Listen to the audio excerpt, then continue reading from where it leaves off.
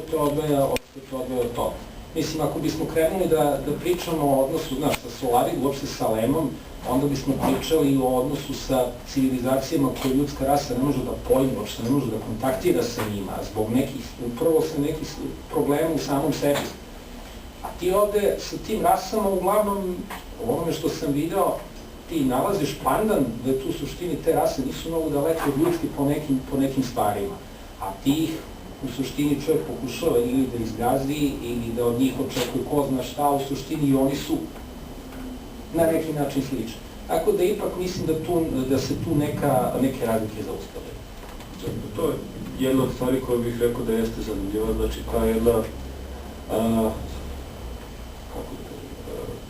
zainteresovanost, jedna fasciniranost svemirom i mogućnostima koje sam svemir pruža kao mesto za pisanje, a kao zapravo to su stvari i ponašanja kako svemir jeste.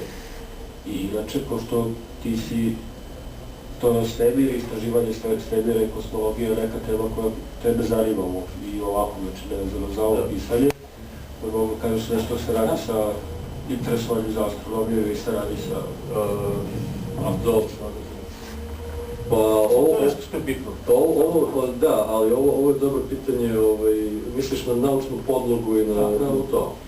Pa evo, konkretno, znači ja se trudim da pišem hardesser.